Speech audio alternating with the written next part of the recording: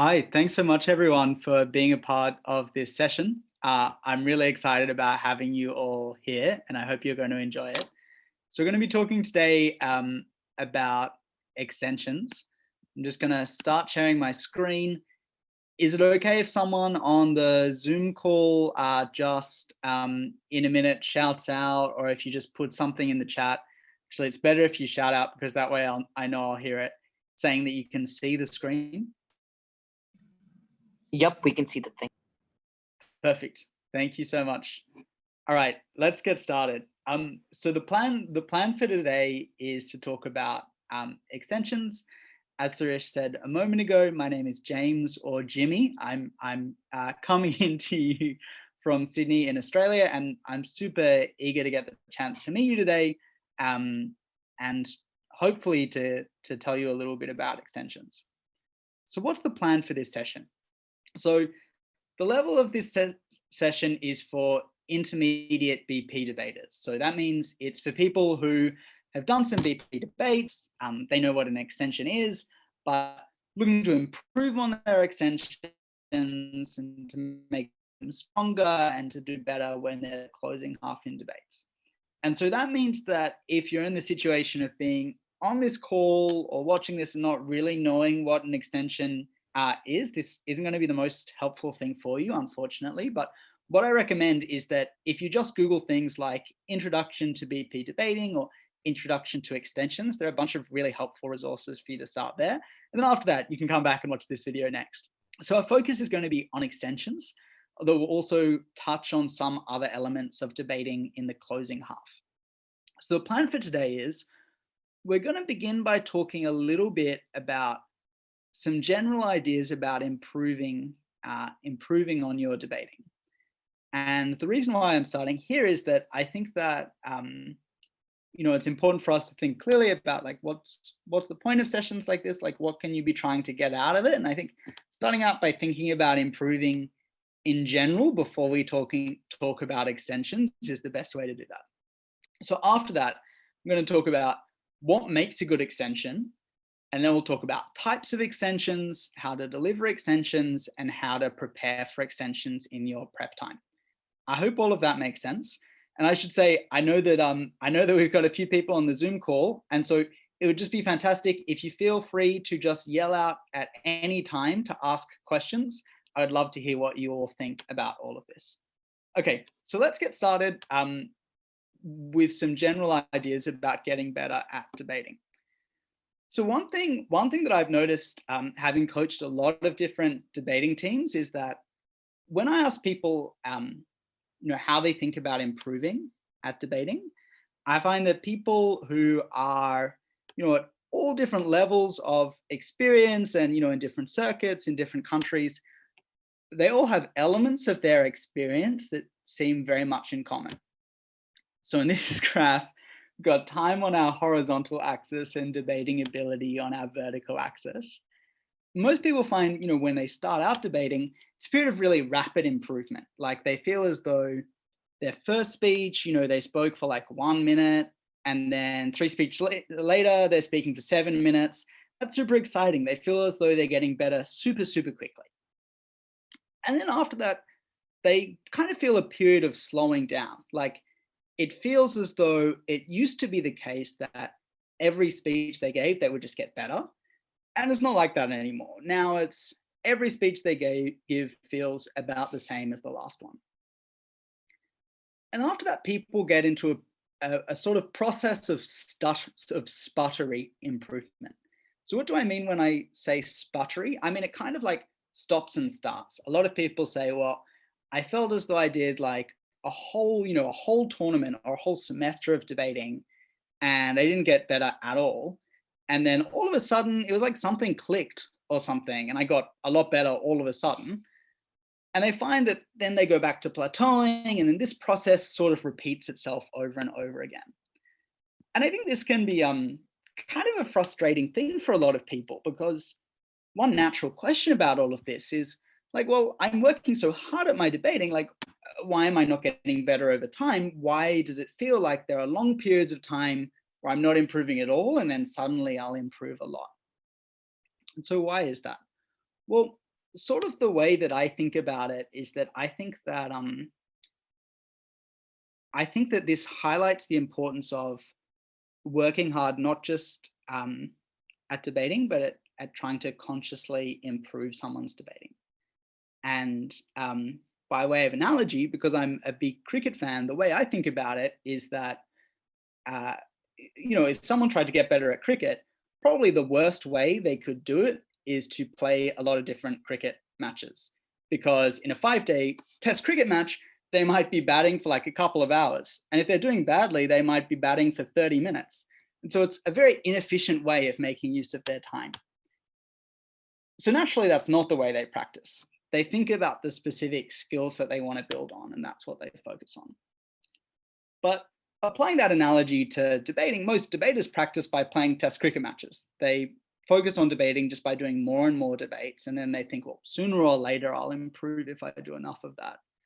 And what I actually really encourage you to do through these seminars is to try to think more consciously about improving at debating.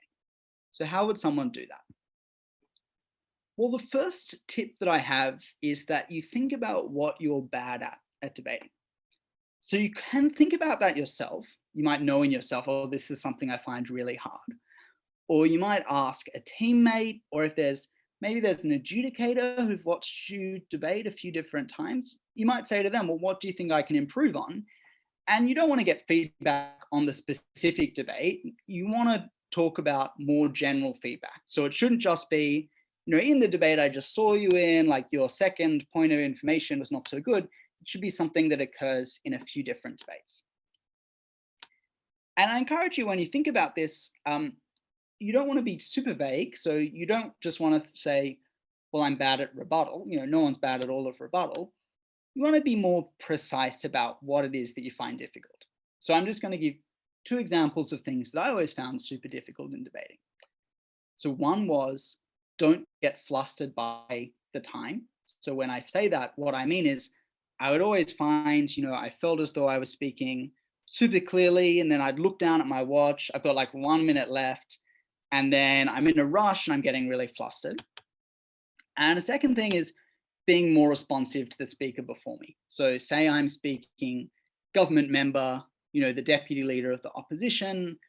I'm finding it hard to listen to them because I'm writing my own speech, and so I don't end up rebutting them much at all. Those would be some examples of specific items at the right level of specificity. The second thing I encourage you to try to do is to think about debating from a sociological perspective. So what do I mean when I say that? So one way to think about debating is from an intellectual perspective. And that means that you're thinking about debating as this sort of contest of ideas where the 4 teams each put different theories of the world forward, and then the adjudicator decides which theory of the world was the most coherent and the most persuasive. And that's kind of a natural way for us all to think about debating, because what we focus on most of the time is coming up with stronger and stronger arguments. But it's a very inaccurate way to think about debating. And I think in some ways, it's much more accurate to think about debating kind of from a sociological perspective. So when I say that, what I mean is that the people who determine your results in debates are humans. And they're not just thinking theoretically about the arguments, they're thinking about them subject to the normal constraints and biases that human beings have. So you want to ask yourself, what do judges think about? Or what annoys them? What sticks in their mind when they're thinking about which teams won the debate? I'm going to give you an example that really stuck with me. It was when I was on a panel adjudicating the debate. So there were 3 people adjudicating a BP debate. And I thought it was a really good debate, but I thought that the team that was in closing opposition lost pretty clearly. I thought they were a pretty clear 4th. And one thing closing opposition did that was very distinctive was in the opposition member's speech. At the start of their speech, the member speaker started by saying, closing opposition at the end of our extension will win this debate for 3 reasons. First, we'll fix the mechanism that was given to you by opening opposition. Secondly, we'll provide a better counterfactual for the debate. And thirdly, we'll focus on the crucial stakeholders that were missed by the other teams.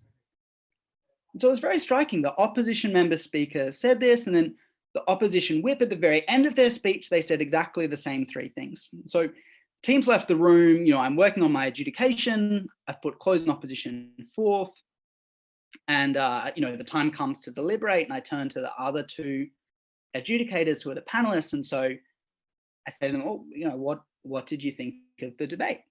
And both of the panelists say, oh, well, we put closing opposition first. And I said, okay, well, I had a different order, but let's see if we can figure it out. Well, tell me, what did you like about closing opposition? And one of the panelists said, well, for me, there were really three things that set closing opposition apart. Firstly, it was that they filled in the mechanism from opening opposition. Secondly, it was that they had a better counterfactual. And thirdly, it was that they talked about the most important stakeholders, which all of the other teams had left out. And so it was kind of like closing opposition. It was sort of like they'd given the adjudicators this sort of script that explained to them exactly how they were supposed to do it. And the adjudicators sort of accepted the script. And now that's not an example of good adjudicating, and you don't necessarily want to do exactly that. That's a bit weird. But what I mean for you to take out of this is thinking about this as a sociological exercise. And we'll talk a little bit more about that later on, about how to tell judges that you're really the team they should be listening to.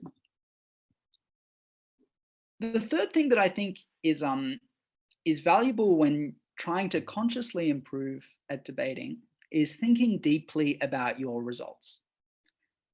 So the way that a lot of teams think about their results, I think, is in quite a shallow way. So they think, well, why did we lose? Oh, it was because the other team, they had better rebuttal. Why did we win? Well, it's because the case we came up with in prep was really good. Something like that. I think that is the wrong way to do it, because that's, it might be a sort of factually accurate description, but it's not very helpful in terms of thinking about how you're going to build on that in the next debate that you have. So what would I suggest instead? One suggestion is, I think you should ask yourself, in debates that you lose, what could we have done differently so that we could win? So what was the key change if we did this debate exactly the same again? Every other team does the same, the motion's the same.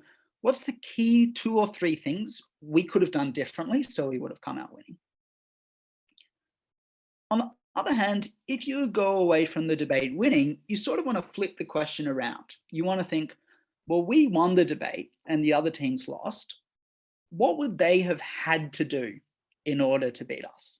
What were the weaknesses in what our team said that they could have exploited if they had done it better? And then you want to ask yourself, well, what were the key moments where things went right or when things went wrong?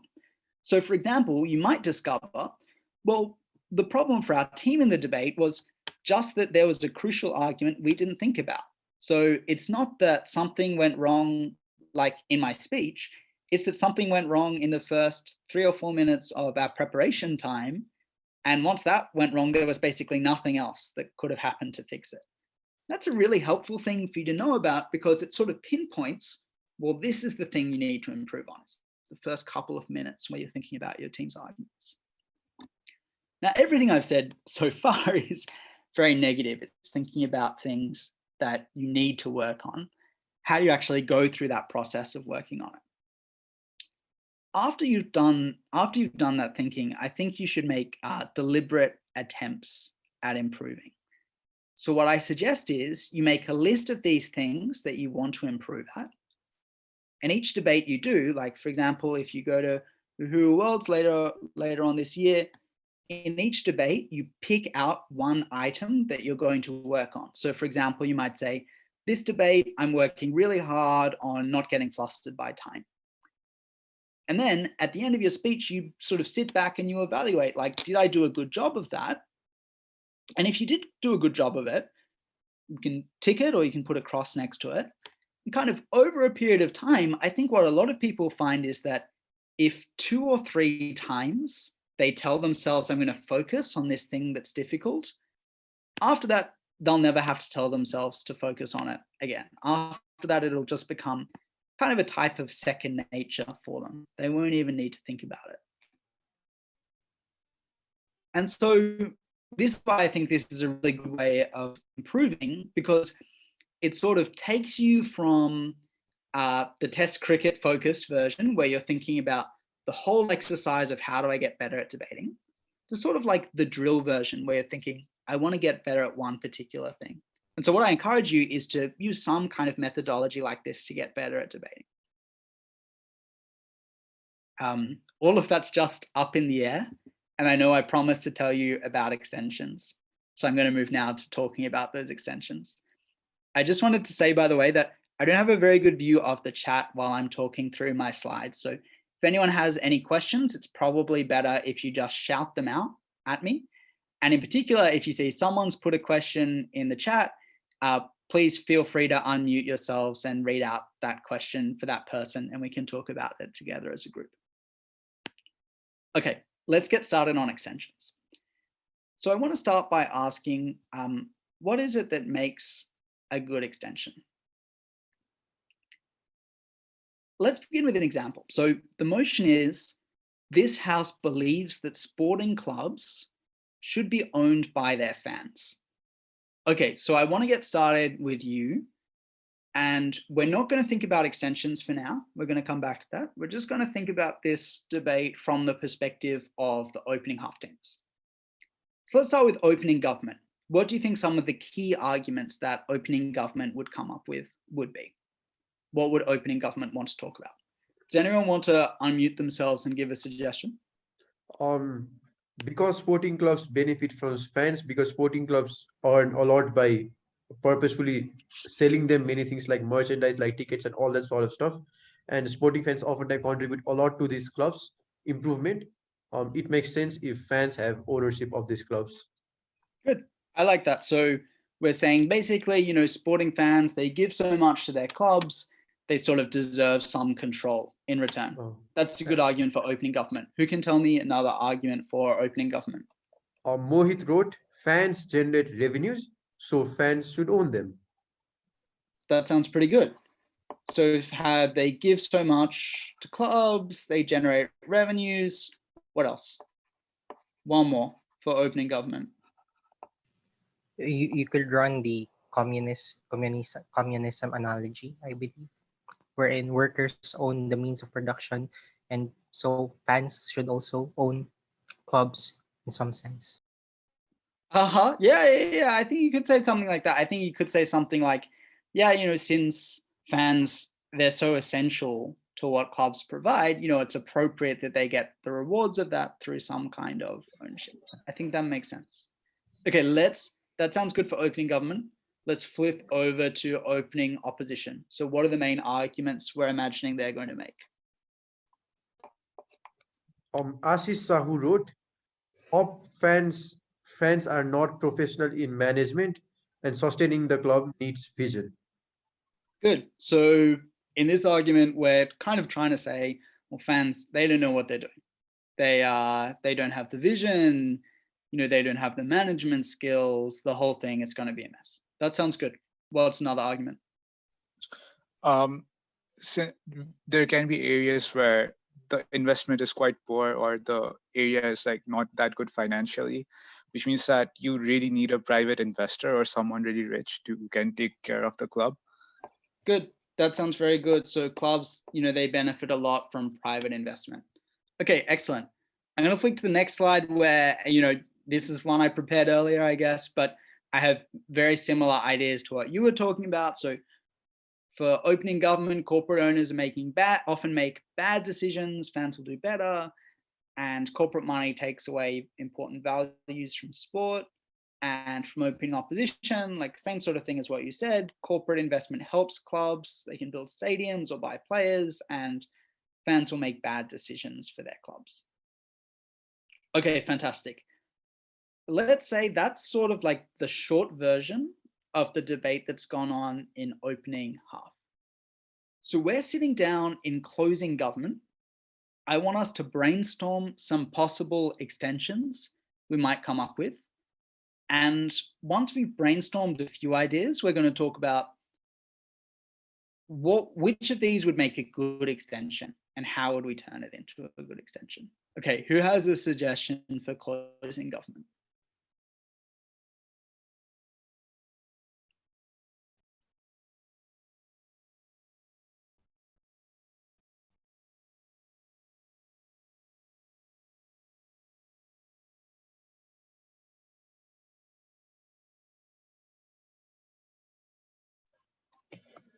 One input could be like the private owners, they actually watch this or see this club as a something to invest and get benefited from. They don't actually cater to the badge. The fans actually like come up and show their support for the badge.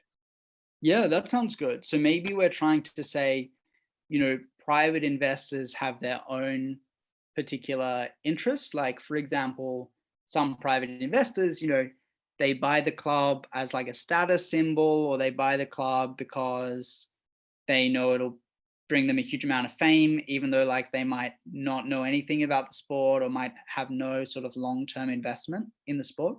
Okay, that sounds like a good place to start. What else? Ashish Sahu wrote, fans are emotionally attached to the club, thus taking more care of it.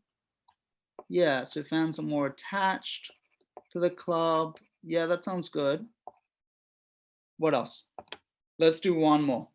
Let's get one more idea.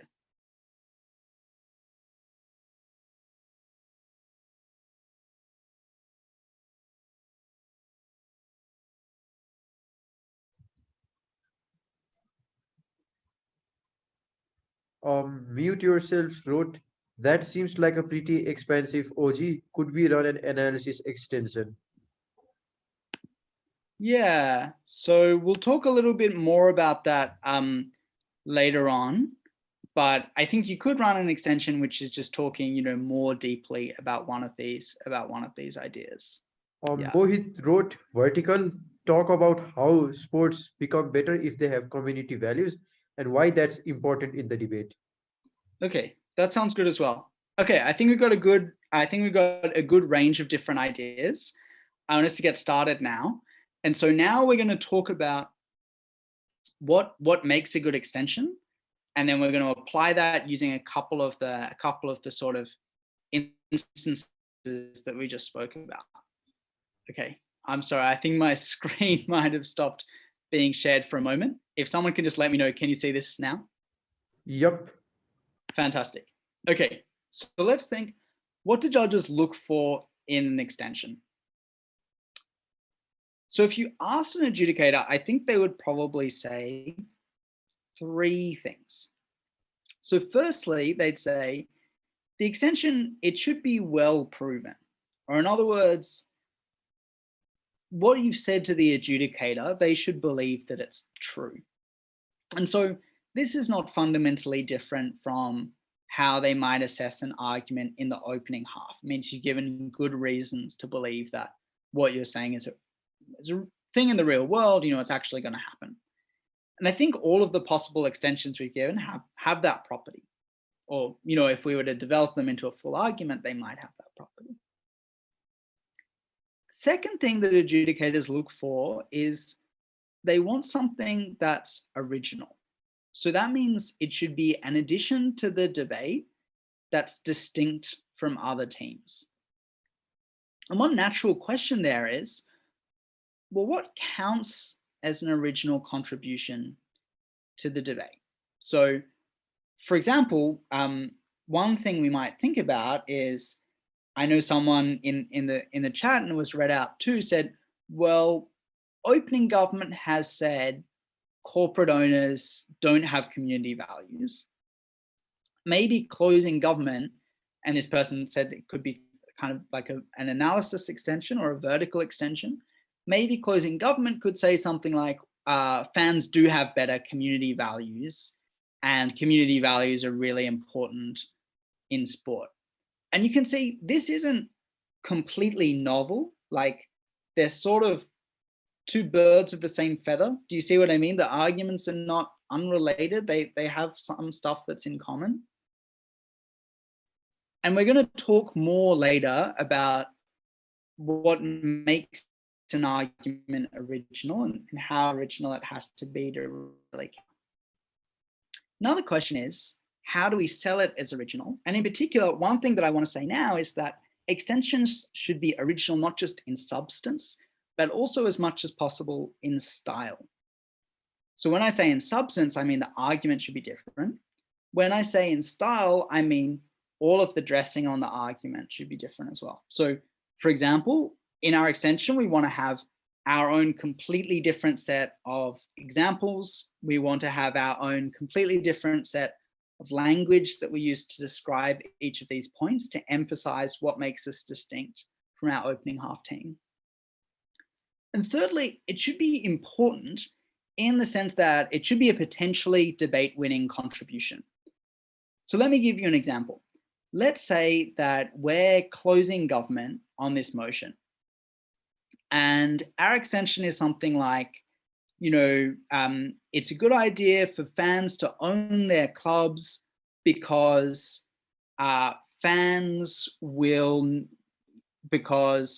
open opposition has pointed out a lot of problems with fans, but fans, they're not going to let their club go bankrupt.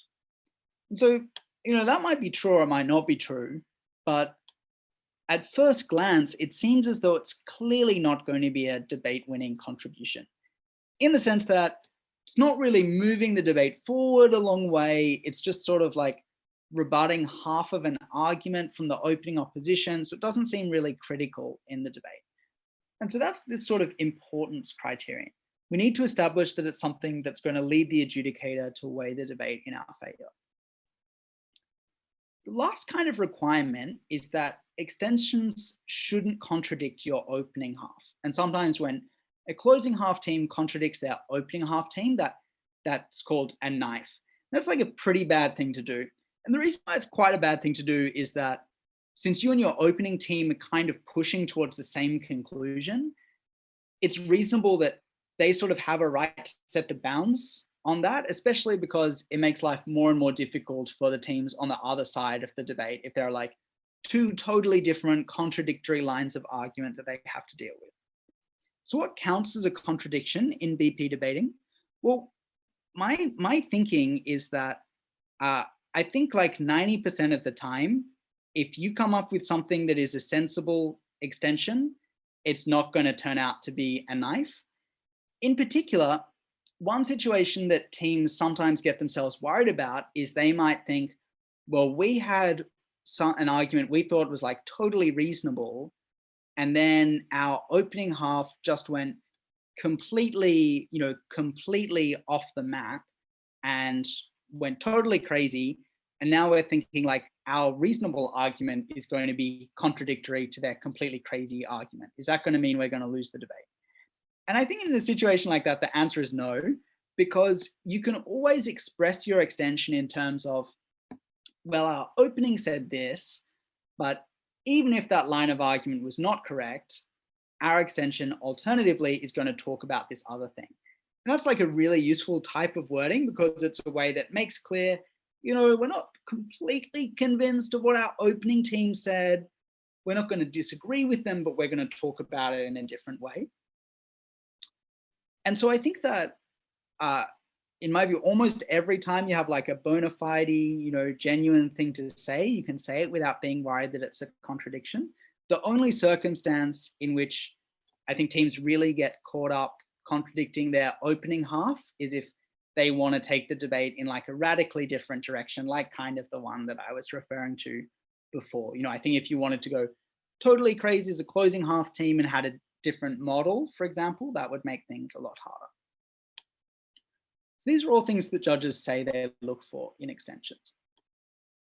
And this is kind of aligning with the more intellectual framework we talked about before, where people think about debates as a clash of ideas.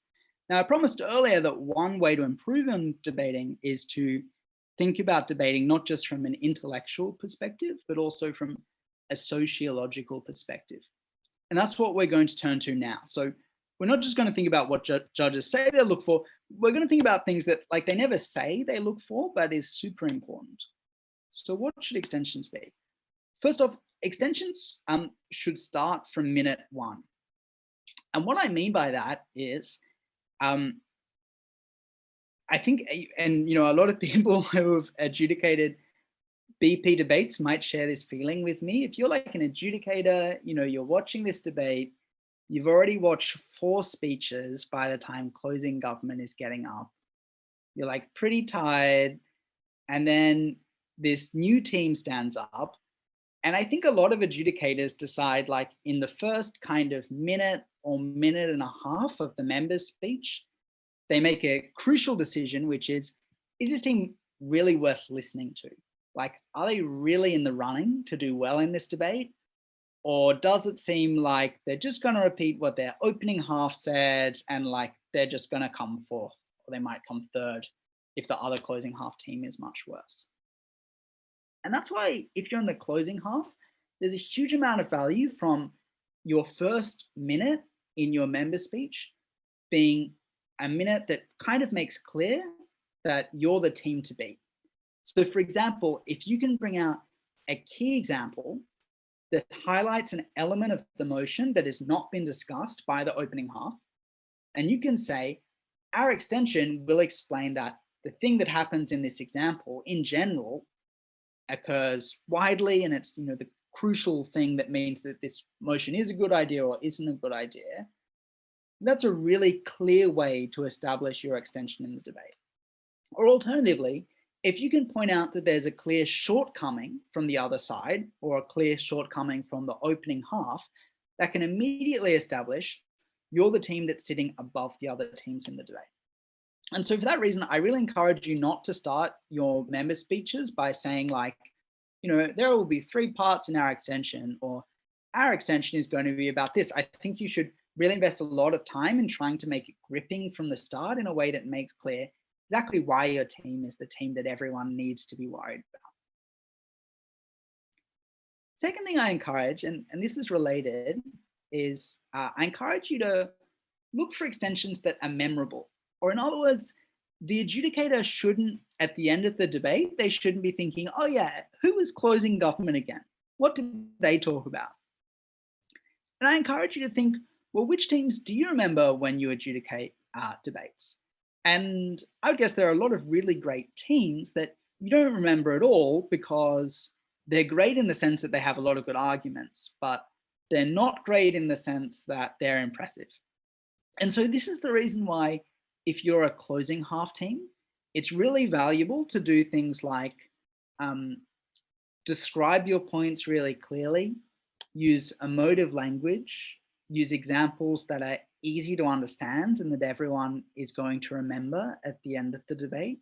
Try to be humorous when you talk about the other team's case, because all of these things mean it's much more likely that when the adjudicator is thinking about who's won the debate, they're going to have closing government, for example, in mind.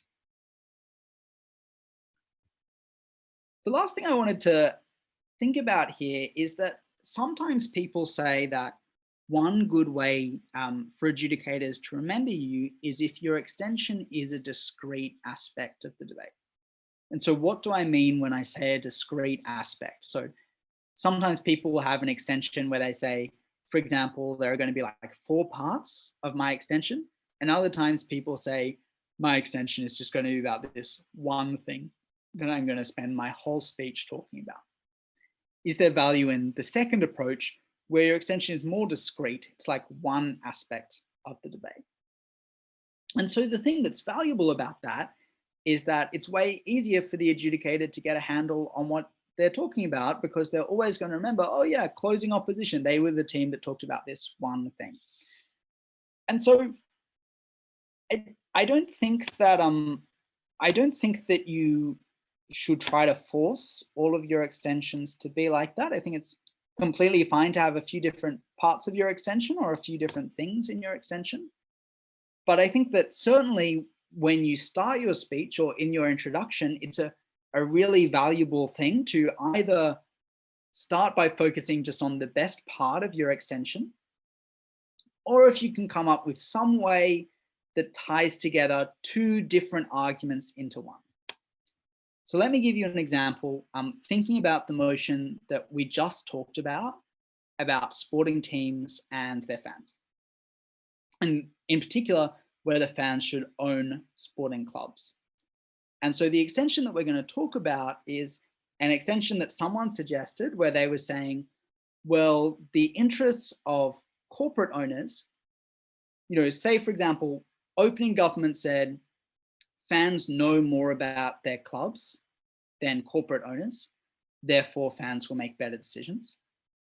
We're closing government, and we're going to be saying it's not just that corporate owners have different knowledge from fans, it's that corporate owners have different interests from fans. And corporate owners pursue their own interests, which are often at the expense of a sporting club. And so that's the kind of line we're going to take in our extension. Now, one way we could introduce our extension is we could say, basically what I just said, like opening government talked about this, now we're going to talk about this other aspect of it.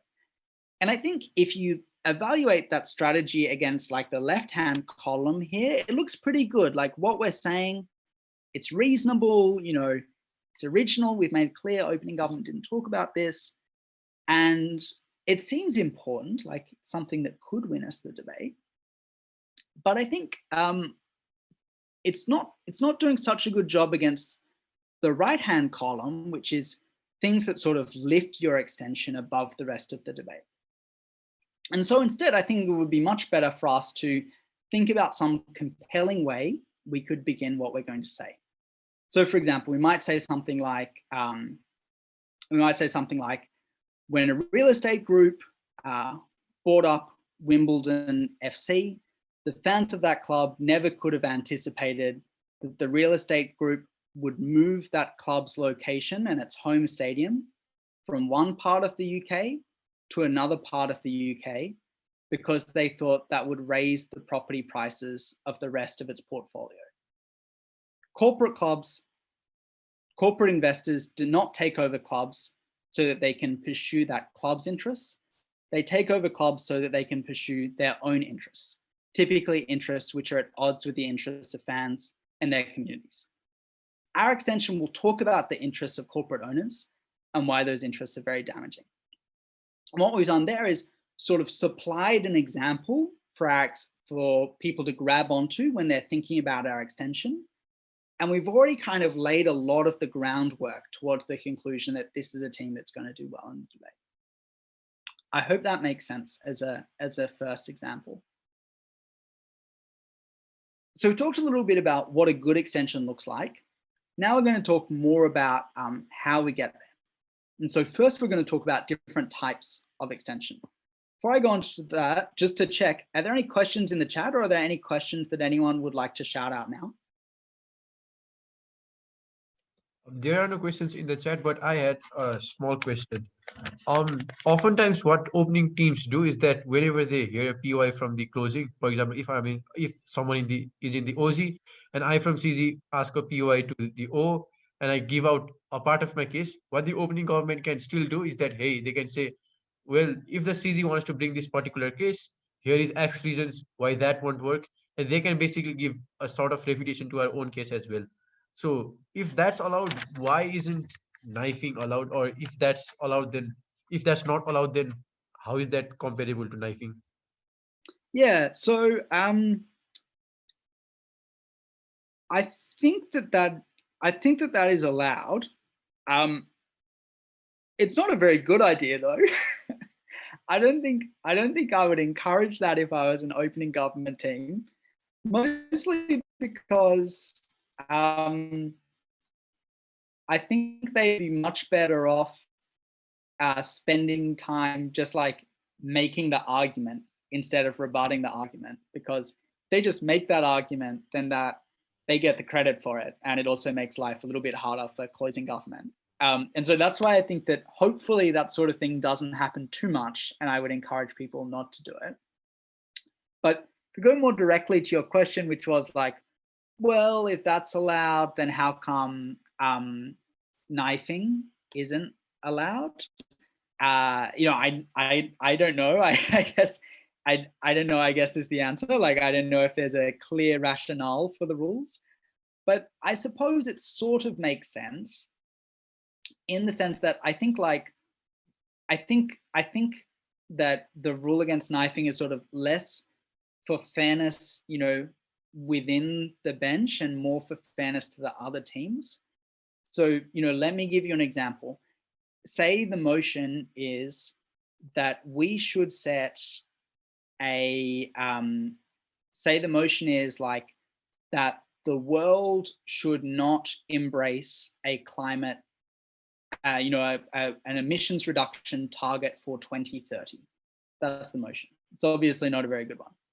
But opening government, they say the world should not adopt an emissions reduction target by 2030 because the world should prioritize economic growth over the environment. And that's what they talk about. And then closing government stands up and they're like, actually, our extension is that the world should not adopt a target for 2030 because if we don't adopt a target, by 2030, we will be seeing more and more of the effects of climate change. And people will just be so outraged that we haven't set a target. There'll be huge demand to set more and more ambitious targets. And so in the long run, counterintuitively, not setting a target for 2030 makes it easier for us to set a very ambitious target for 2050. That's closing government's argument.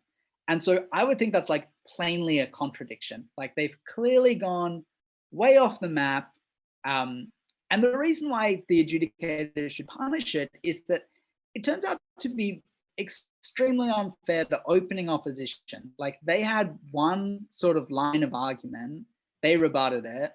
And it's not as though closing government was adding a genuine extension, like they just argued basically the opposite of what their opening government had argued. And so that's like the sort of thing that couldn't happen in the example that you gave.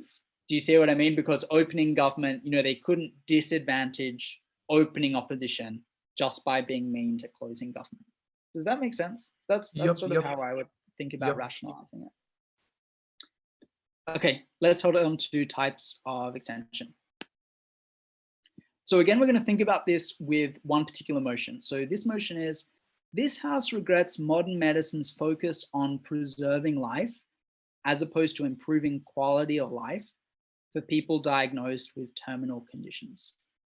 So just to be clear about the motion, so the government bench is saying, for example, thinking about modern medical approaches to cancer, the government team is saying, under the status quo, so much of our investment is in sort of therapies like, say, chemotherapy, which is focused on preserving life.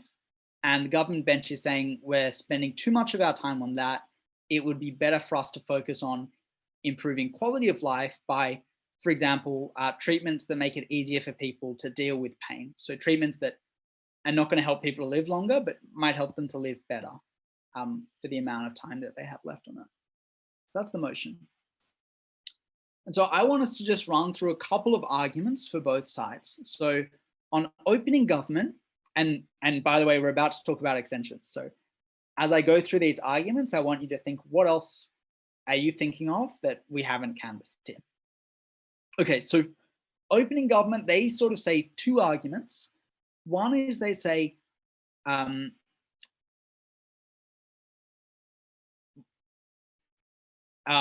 sorry, I realized I've actually done the reverse of the topic. So the topic is actually going to be, this House supports modern medicine's focus on helping people to live longer lives rather than improving quality of life.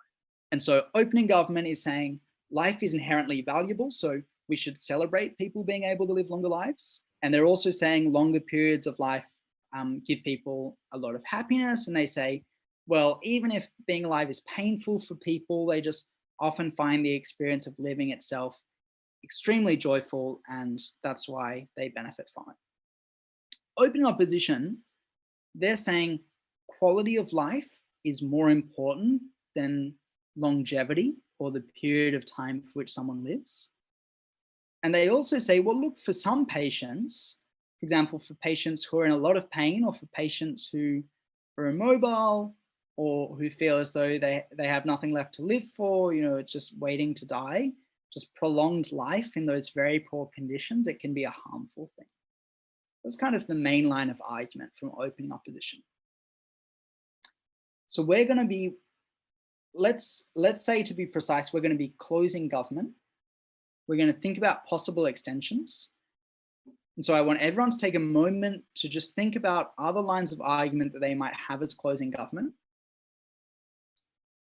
And we're going to think in particular about what are the different types of extensions we might have in this debate. So the first type of extension is an extension that I would call a horizontal extension. So it's a horizontal extension in the sense that we're sort of moving sideways in a different direction to what our opening team said. So in a horizontal extension, we're digging into an area of the debate that other teams haven't explored, or maybe they said a little bit about it, but they didn't say a lot about it. So what's easy about a horizontal extension? Well, if no one's talked about it, then it's obvious that our extension is original. And so that means that, remember, before we talked about 3 criteria, we said it's well proven, it's original, and it's debate winning. Well, we've got one of those very easily. It's definitely going to be original. What's hard about a horizontal extension? Well, firstly, it's going to be harder to show importance. And in particular, if none of the other teams have talked about it, that's probably because at first glance, it might not be the most important thing. And so that means we're going to have to spend a lot of time explaining why our extension is actually super important. How might we go about doing that? Well, what I suggest is that if you're a member speaker giving an extension, I suggest that you explain the importance of your extension at the very start of your speech, and then you sort of summarize it after each point in your extension. So what do I mean when I say that? What I mean is you've introduced your extension and you've said, my extension is going to be about this, or maybe you've said the first part of my extension is going to be about this. And then the next thing I encourage you to say is, I think you should say something like, and if we're able to convince you of that, that will clearly be a very important thing in the debate for some reasons that I'm going to explain now. And so how do you come up with those reasons why your extension is very important? Well, one way to do it is to talk about it in terms of magnitude. So you might say, there are more people affected by your extension, or you might say there are fewer people affected, but the size of the effect is very big. Like maybe it's a small number of people, but it's really crucial for them. Maybe you can say it's more certain. So when I say it's more certain, I mean, it's certain in the sense that, well, your opening team talked about, it was speculative, like it relied on this actor doing this thing, whereas maybe they would actually do something else. Whereas your extension, it's very likely to happen. And lastly, there might be a principled element to it. So what do I mean when I say that? What I mean is you might explain our argument is about one particular stakeholder, and there's a principled reason why the government or the actor in the motion should care a lot about what happens to that stakeholder. That's kind of one way to show your extension is more important. The second way is to talk about like a logical ordering. So in this way, you might say our extension kind of fits in prior to their argument. So for example, in some debates, it might be the case that, say it's a motion, this house would ban something. Opening opposition has just said, in practical terms, a ban won't work. For example, they've said we won't be able to enforce a ban. you're in closing opposition and your argument is just a ban is illiberal. A ban cuts against people's rights to choose what they want to do. If that's the case, you can imagine in your extension saying, well, our extension is that no matter the effectiveness of this ban, we just in principle shouldn't do it because it's always contrary to people's rights. And so in that sense, if you believe our extension, the questions that opening opposition have talked about, they're primarily irrelevant because it's not about whether this specific version of the ban would be effective or not. Any version of this ban would always be immoral, and that's why we would always oppose it. That would be an example of like a logical ordering reason why your extension is more important. And then the last kind of reason why it might be more important is like a debating reason. So you might say, for example, you might say, opening half, they just talked like generally about why healthcare is good. We're talking more specifically about this particular thing in the topic or something like that. Okay, I want us to apply these skills. So thinking about the extension, thinking about the motion that we just talked about, which was this motion about modern medicine. So we're closing government. We need to think up an extension for why it's a good thing that medicine is focused on preserving life rather than improving quality of life. Who can tell me a possible extension? Who can tell me in particular a possible horizontal extension? So it needs to be into a new area of the debate that opening government didn't talk about. More people view saving life as a bigger thing, death as a bigger threat than merely improvement in quality of life. So more people are inclined to donate towards causes that will prolong your life rather than just improving it. Good. That sounds good. I like that. And so that's good. And so we can probably connect that to a whole lot of other good things. So for example, we might say like there'll be more medical research if people are more willing to donate. Hospitals will be in better condition if people vote for political parties that care a lot about medicine, all of this sort of thing.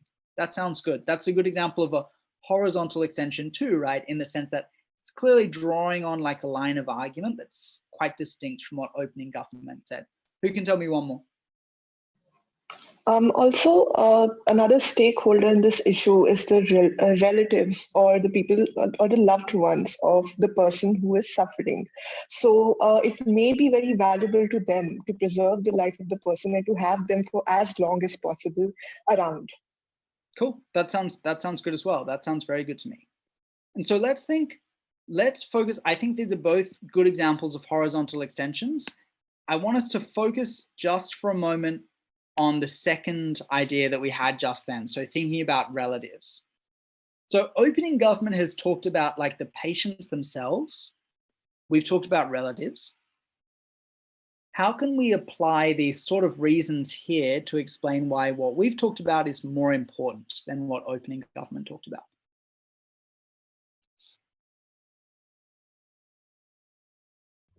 We can talk about how donations are a much larger factor because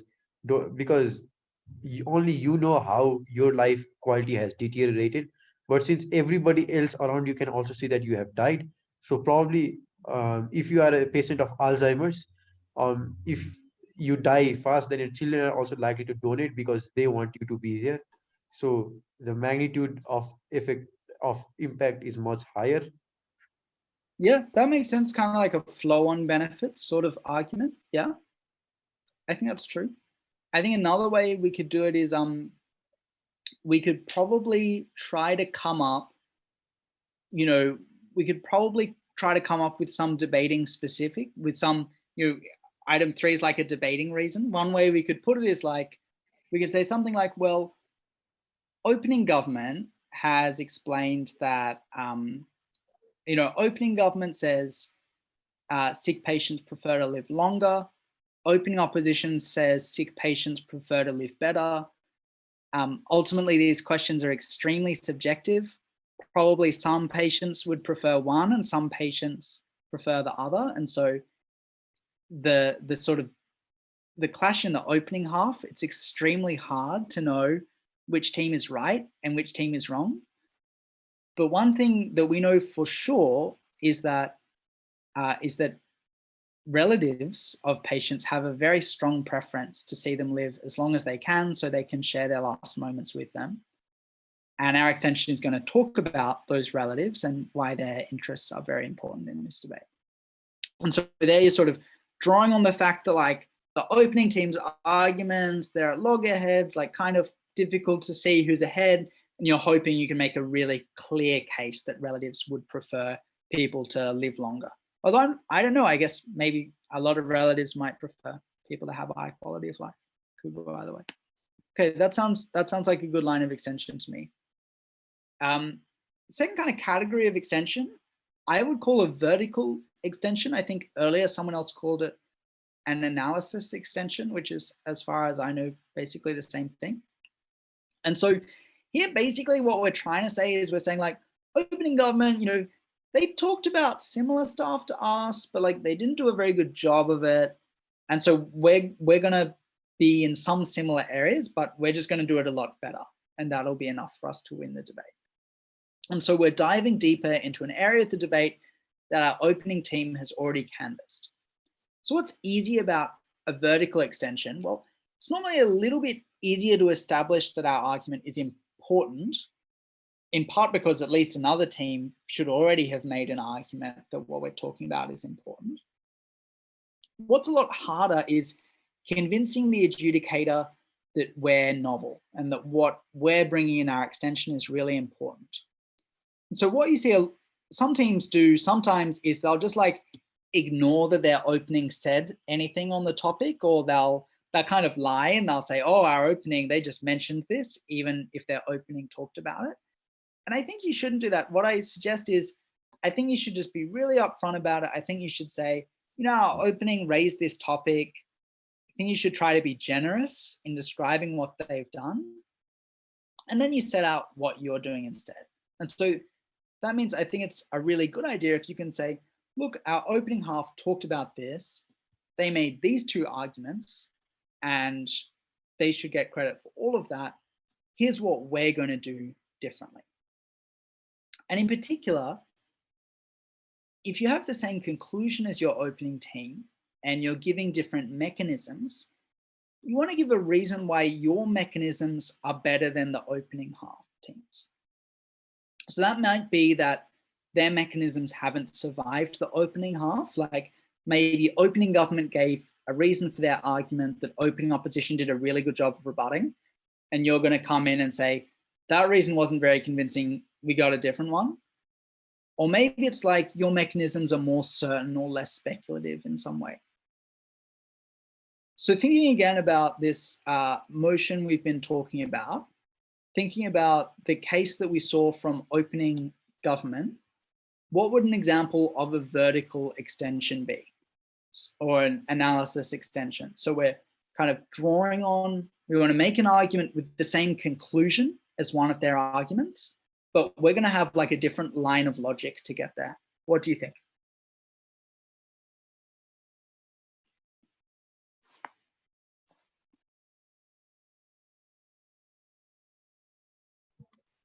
Life is inherently valuable, so probably focusing on just improving it is also akin to killing those people as well. So it's like murder. So principally, we should not do that. We should not focus it. Yeah, that could well be possible. It's I would feel a bit bad of accusing the poor opposition teams of killing people, but I just kind of see what you're saying. Yeah. Or another way we could do it is we could say, you know, thinking about the second argument, you know, opening government have said people benefit from longer periods of life because they enjoy the experience of living. We could probably just try to come up with other reasons why patients really benefit from longer periods of life. Like, for example, we could say something like, you know, look, our opening, we admit they did say that patients benefit from living longer, and they said that people enjoy the experience of, you know, their daily routine and they should get credit for that. What we're going to explain in our extension is that patients benefit from living longer because it gives them kind of finality, like it gives them the chance to bring their family together because they're not dying immediately, to sort of know what's happening to them and have a schedule of what's going to happen going forward, so they have some sense of closure and finality about their death. And we'll explain that that's a much more important source of patient happiness than what opening government talked about. So sort of heading towards the same conclusion, we have like a different set of mechanisms lying underneath it. Excuse me. Yeah. Is it possible to argue under the heading of life is inherently valuable that the same kind of reasoning we give for euthanasia, for prohibiting euthanasia, that it's not allowed, it's not okay for people to have the agency to decide for themselves when to relinquish this gift of life? Is that an extension that is vertical, that sound vertical to you, or is it like horizontal? Yeah, so it could, yeah, could be either, I guess, depending on how you said it. It's an interesting argument. Yeah, it might be a little bit difficult because I guess the opposition team, you know, they don't necessarily have to say patients should get the choice. They just need to say, like, for example, they could just say, well, our medical industry should just focus on different things. But I do see what you're saying. It could be a potentially interesting argument. Yeah. Okay, I want us to move briefly on to what I think of as like a third type of extension, which I sort of think of as like a rebuttal extension. So we're closing government. In a rebuttal extension, what's happening is that open opposition has had this main thing that they've talked about, and it hasn't been seriously rebutted. And so we're going to rebut it. And through that, we're going to come up with a debate-winning contribution.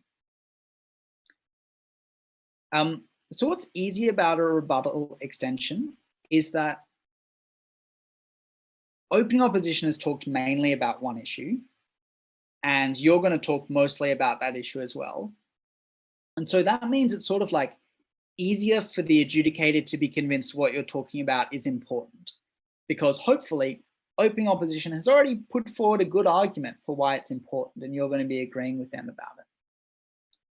What's hard about a rebuttal extension instead of a vertical extension, which I've written there, is that I think some adjudicators don't think this is a proper extension. So some adjudicators will say, oh, you were just giving rebuttal, like it wasn't a real extension, which is wrong. And that's a bad way to adjudicate it. But, you know, you get the world you're given. And so I think that's the reason why normally teams wouldn't say like our extension is going to rebut opening opposition. They'd say our extension is going to be about the opposite of what opening opposition talked about. We will talk about this, and they'll sort of say it as though it's like a horizontal extension, even though it might mostly be a rebuttal extension. Now, I know we could talk about these two types of extension for ages. I just want to wrap it off with two different comments. So one is, we talked about these types of extension as though they're distinct and separate, like you can have a horizontal extension or a vertical extension. But I think in most debates, things are much blurrier. And so, for example, you might say, well, it's kind of like a horizontal extension because our opening team didn't talk about it much, but they talked about it a little bit and we're like improving on it a lot. So in that sense, it's a vertical extension. That's completely fine to have elements of both. And the next thing that I wanted to say is, well, we talked about these different types of extension. How do you figure out which type of extension you want to go with? And I think that question highlights like a broader point about extensions that I want to get onto now.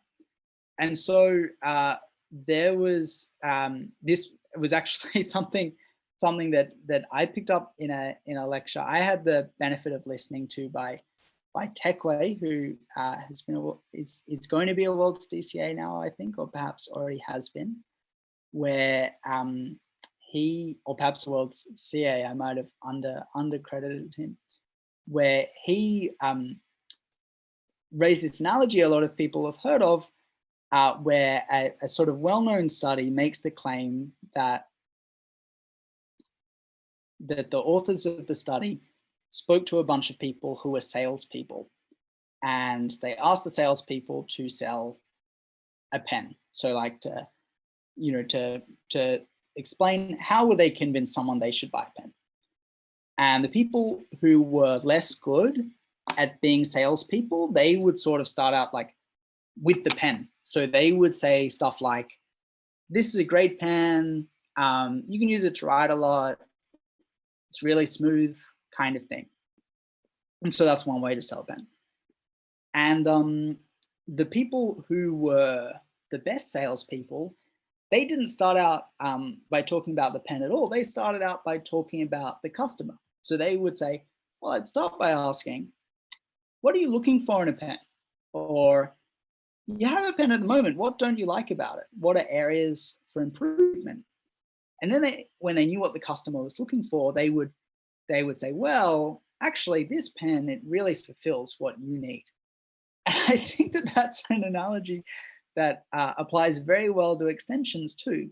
So for example, you're sitting there and you're thinking, are we going to build on something our opening team said, or do we want to go in a totally different direction? Well, I think that the best way for you to answer that question is to imagine yourself in the adjudicator's shoes. So if the adjudicator is sitting there thinking, wow, opening government's arguments, they're talking about the right things, but wow, they really haven't explained properly what's happening, and I don't think they've convinced me of these arguments, then that's a sure sign that you should be giving a vertical extension or an analysis extension, because it means that if you can convince the adjudicator of those arguments, you're going to get all of the credit for it. On the other hand, maybe the adjudicator is sitting there thinking, yeah, I'm not convinced by everything opening government has said, but they've put forward some reasonable lines to explain what they're thinking. And so a lot of what opening government's talking about, they've done a good job of covering it. That would be a very good sign. Well, we don't want to talk about that anymore. We want to go horizontal and try to find an area of the debate that our opening team hasn't talked about at all before. So now we talked about different types of extension. I want to talk about how do we mold extensions, or sorry, to put it a different way. So far, we've just talked about like, what is an extension? What are the different types of extensions? Now we're going to speak like a little bit more practically about delivering and writing extensions. And we're going to sort of go backwards. So we're going to start with giving an extension, and then we'll go backwards to thinking, so what do you need to do in preparation so that you can end up giving a really great extension like that? Before we go on to that, are there any questions about types of extensions that anyone wants to ask?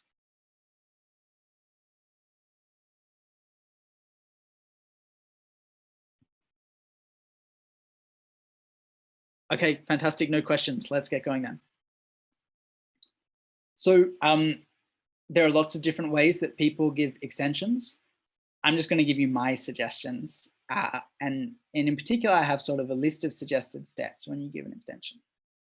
So step one that we talked about briefly, is I think you should start memorable. So you should start with a great example that your opening team didn't talk about and that highlights part of your extension. Maybe it's a useful piece of intuition. So for example, maybe it's an analogy that explains what's wrong with the other team's case, and your extension is going to establish the principle that shows that this thing is wrong. Maybe it's just an obvious shortcoming of the opening half, like the opening half teams, they've both made this assumption that actually isn't a very good assumption at all. And the goal of this is that you're saying to the adjudicator, we're a team that needs to be listened to. We're the team that the other teams need to be worried about. My suggestion in your next step is that you introduce your extension. And in particular, what I really recommend is that you try to have a sentence length title. So what do I mean? What do I mean when I say that? Well, earlier on, thinking about the example we gave earlier, we were talking about this motion about fans owning sporting clubs, and our extension was going to be about corporate owners, having other interests that are bad. And so one way you could title that extension is you could say, my extension is going to be about corporate owners' interests, or the first part of my extension is going to be about corporate owners' interests. And so that's accurate, like it's descriptive, it is what your extension is going to be about. But the reason why it's sort of a missed opportunity is like that moment at the start of your speech where you're laying out your plan for what you're talking about. That's sort of like the one part of your speech that you're guaranteed the adjudicator is going to write down. And so you want what they write down to have as much content as you can, so that by the end of the debate, when they're looking back at their notes, they're thinking, yeah, what closing government was talking about, that made a lot of sense. And so I don't think you should say my extension is going to be about corporate owners. I think it would be much better to say something like, our extension is going to show that corporate owners' perverse interests often run contrary to the interests of fans, clubs, and their communities, because that conveys a lot of what your extension is going to be about. It's kind of exactly like that example I gave of the adjudicators who really liked closing opposition, saying there are 3 reasons they're going to win the debate. It was exactly the thing that those adjudicators wrote down. In step 3, I think you want to explain why your extension is important. And so something that a lot of people do is they give all the analysis in their speech, and then they've done like 6 minutes worth of argument. And then at the very end, they say, and this is important for this reason. And I think I would suggest you don't do that. I think right at the start, you need to explain why it's important. And the reason for that is you want to make clear in the adjudicator's mind, like if this team can cross all the T's and dot all their I's in the argument, they're going to be winning the debate. And then lastly, you want to go through the argument, giving reasons for your argument as you would in any other speech. So where does rebuttal fit into that? Because we didn't talk about rebuttal. So I think there are 2 common approaches. So one is you can start off with a couple of minutes of condensed rebuttal at the very start of your speech, or the other option is you can integrate rebuttal into your extension. I think either of those things is completely fine and can be great. What I really recommend you think about when you're giving your member speech is, I think you should be thinking, what's the strategic purpose of my rebuttal? So when you're a member speaker, really don't have to rebut everything that the other teams have said. You only want to include the rebuttal that is either essential to the debate, like it's really the main argument the other team made, then you're going to want to rebut it, or it's essential to your extension. So maybe you're closing opposition and closing government, they sort of said something that was on the topic of your extension, then you want to spend a lot of time talking about it. So that's the kind of speech we want to end up with. What are we going to need to do in our preparation time so that we can land there? So how to prepare an extension varies a lot from team to team. I'm just going to give my own suggestions for you to think about. So what do we want to have after 15 minutes of prep? I think we want to have some kind of understanding of the topic. That's goal 1. So we need to know what's it about, know what's the model, what are the main arguments for both sides, and we also want to know who wins and who loses. And when I say that, what I mean is, what are the stakeholders that the government teams are going to argue are most important, and what are the stakeholders that the opposition teams will argue are most important? That's goal 1. Goal 2 is, I think we want to have a list of possible extension topics. And I think ideally what we want to have in the debate is we want to have a list of like 6 or 7 bullet points while we listen to opening government. For example, if we're closing government, we're listening to opening government, and when they get onto one of our extensions, we're going to like cross it out and say to ourselves, they've talked about that, we're not going to talk about it. That's goal 2. Goal 3 is, there are going to be 1 or 2 extension ideas that we're thinking look strongest. So strongest both in the sense that they're good arguments and in the sense that it's not likely that our opening team will talk about them. And we're going to try to develop them. So we'll come up with some key examples and some key arguments. So Goals number 1 and number 3, that's like exactly the same thing as you would be doing if you were in the opening half of the debate. And so I'm going to focus on goal number 2, which is Stratton, more specific to the closing. James, so Nissan has a question. For the sake of identifying the right strategy for extensions, is there a way we can work on reading the room better? That's a good question. Can I ask, and you can, I guess, answer in the chat, or you can feel free to unmute yourself as well if you'd prefer. Can you tell me a little more about what you mean when you say reading the room? Well, oftentimes, like, multiple things happen in the opening half, so we're left kind of confused about what right strategy to pick up, what to prioritize, what not to prioritize. And sometimes it just becomes that you end up leaving out a few crucial things that should be in your speech. So, like, I'm talking about Shirley in terms of prioritizing our extensions and bringing them out in that order. Yeah, that makes a lot of sense. What I would encourage you, and this is not a perfect answer to your question, but what I would encourage you to do is just like, as you're taking notes on the opening half, just try to put yourself in the adjudicator's shoes. So one really good way to do that, I find, is just like you're listening to the opening half teams, just think like, which of these teams is winning? And once you figure that out, you also want to think, what are the arguments that are helping them win? What are the arguments that they're doing not as well on? And that can be really helpful because it sort of strips away like a lot of the noise in the debate. Like, for example, suppose we're closing opposition, yeah, and in the opening half of the debate, opening government is pretty clearly beating opening opposition. And they're pretty clearly beating opening opposition because they have this principled argument that opening opposition has not given a decent response to. So all of those are just things you might figure out by putting yourself in the adjudicator's shoes. If you were to figure that out, then that tells you like basically 100% for sure, there's going to need to be a part of your extension that is about a principled question. Or maybe it'll be like a lot of rebuttal, but I think ideally like there'll be a part of your extension that deals with a principled issue. And so that's an example of how I think trying to think about it from an adjudicator's perspective can be super helpful. I hope that makes sense. Okay, let's talk about how we brainstorm possible extension topics. So I think we want to start out with the obvious arguments for each side.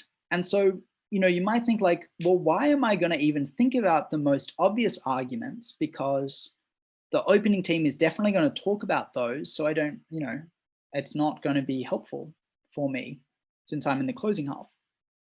And so I think that that's not true, because often you'll find that things that are very obviously important to you are not obvious at all to other people. And it's actually something that happens a lot at international tournaments like WUDC. For example, I would find that, I went to university in Australia, and I would find like if there was an Australian team that was our opening team, normally we'd think like the same 2 or 3 arguments were very important. If it was like a North American team that was our opening team, they would often talk about arguments that like I would like not even have thought were in, the 10 most important things to talk in the debate. Not necessarily worse, just like they have a different idea of what's the most important thing to be talking about. And so developing these arguments can actually be a really advantageous thing, because they might be obvious to you, but not obvious to others who have a different style or who are in a different circuit. And I also think that even developing an obvious argument can also get you to a subtler idea, which can be really valuable. The next thing I recommend is when you have kind of like an instinct or a feeling about the topic, try to develop it further. So for example, thinking about the topic we spoke about earlier about sporting clubs, I think if you ask, the average person on the street, like, well, what do you think about the idea of, a rich billionaire buying out your sporting club? They'd probably say, yeah, I don't like it. Like, I just feel as though it's wrong for that person to have so much control over this thing that belonged to our community. And so if you can sort of get like a feeling like that, you might think, well, how could I develop this into an argument? And it might lead you to try to make some sort of argument where you say, well, clubs are community institutions. Like, clubs affect the identity of a community.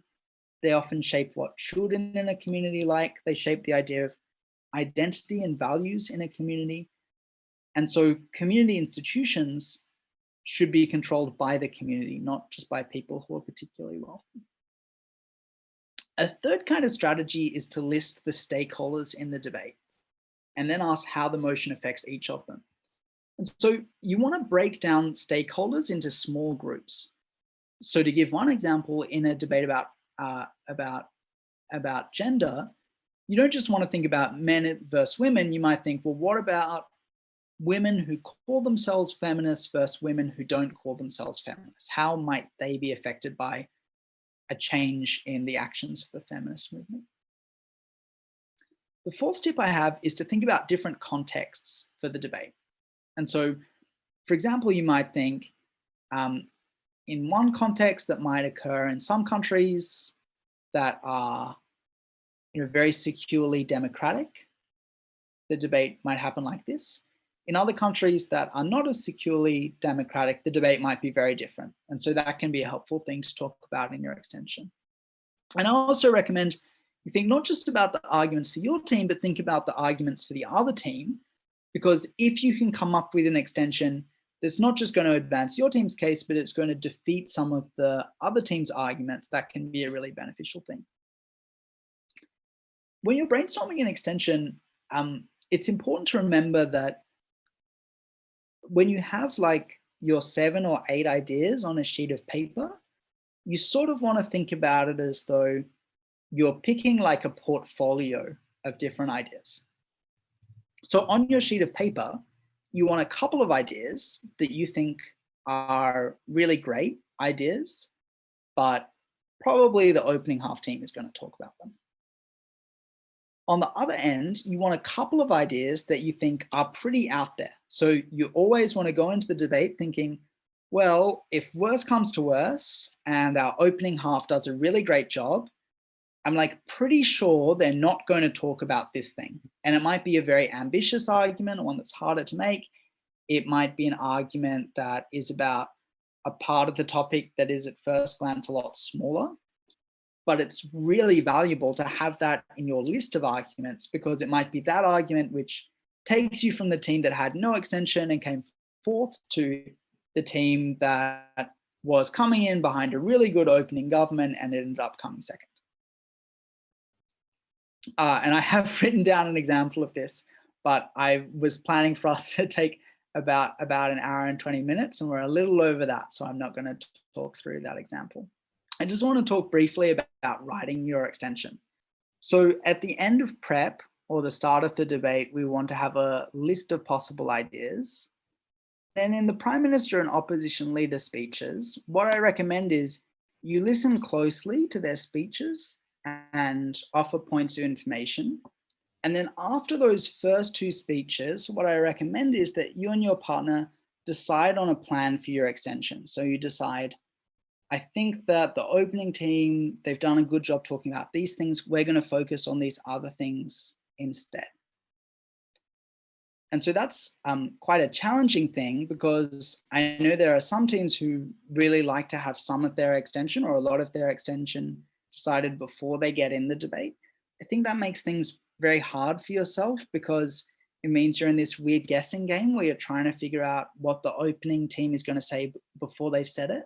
And so for that reason, I think it's a lot better to wait longer, learn more about what the opening team is saying, and only then decide on your extension.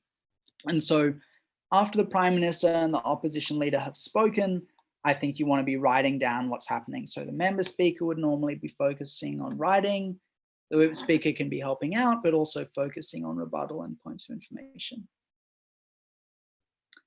So I wanted to wrap up quickly, returning to what I said at the very start, which is that I hope that the next time you're doing debating competitions and indeed as you go through these seminars, that you think about it not just as an opportunity to practice, but to think about the things that you find challenging as a speaker or as part of a team, and to think about how you can improve on those particular things. And I hope you find some of the skills we talked about today helpful.